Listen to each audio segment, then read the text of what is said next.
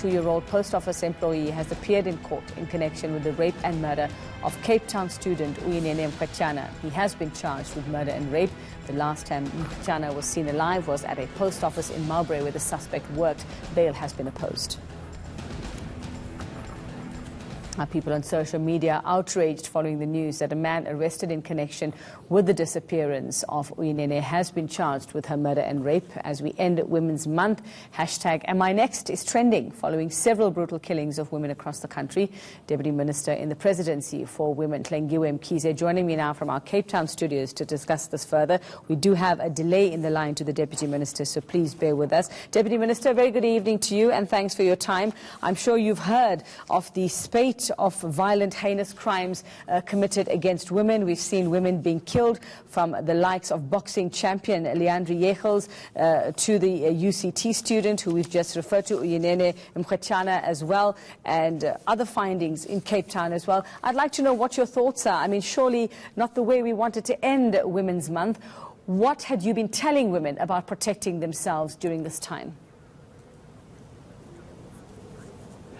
Well, it's a very difficult time because all the scourge of violence seemed to have occupied us throughout the month which was supposed to commemorate the gains which we have made. It's a very painful experience for each and every woman in South Africa to learn about the latest events after the Women's Month. But I do want to assure the people of South Africa that the summit which we held last year had given us an impetus in terms of what more can all the organs of state and civil society, and including women's rights organizations, the churches, can do jointly to focus on intervening in cases where women have been victimized, either killed or severely hurt by especially their loved ones. Now, but also we are looking at the... Deputy Minister, I am just looking at the case here of, women boxing champion Leandri Yechels, and it seems here, according to reports, that she apparently had a protection order. We understand that the suspect here is himself a policeman. He was an off-duty policeman. He fired several shots at her and killing her instantly. In the case of the Cape Town student, Uyinene, she just went to pick up a package at the post office. Now, I can't imagine that the man who apparently or allegedly raped and murdered her, that this was the first time he had done this. So who's not doing their jobs? Who's not screening people that they are hiring? Are we doing those checks to see if they are sex offenders? The person who granted Leandri this protection order, what did police do knowing that she said, listen guys, I'm in trouble and I'm scared and this person is threatening my life? We need to look at who's not doing their jobs in these cases, don't you think? Yeah, we have to look at, of course, frontline service providers, especially on the government side. But also what you have realized is the education of women themselves as to what does this mean. And obviously, you know, in all our workshops, women have been saying the problem sometimes is that the perpetrators soften a position.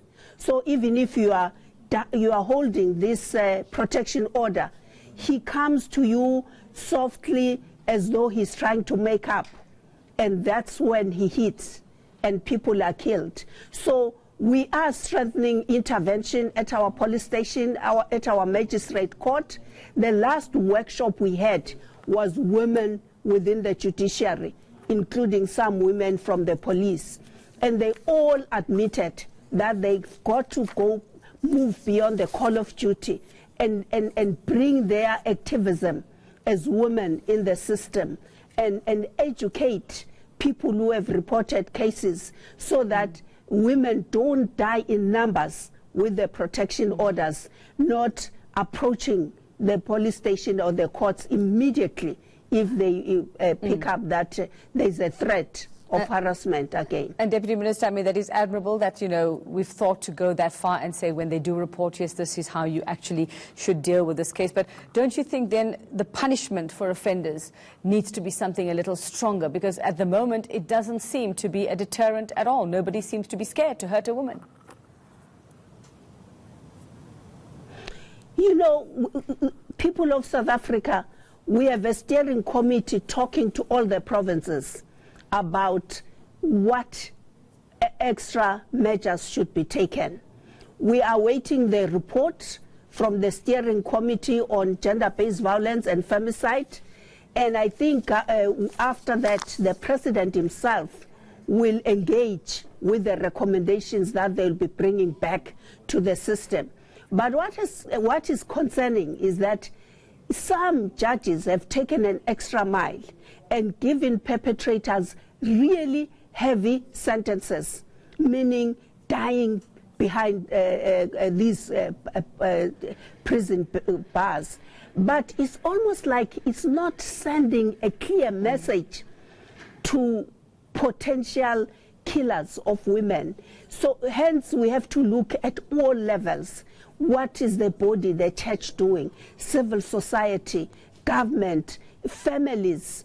And we really all have to know that we are facing a war and have to coordinate our efforts very closely.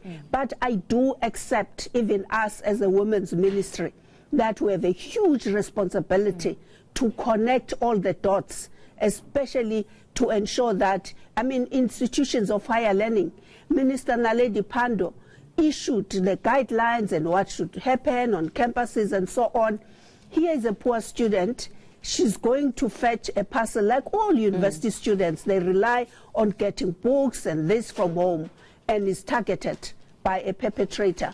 And most probably it's a well-known person in the post office to students, if he has been there for some time.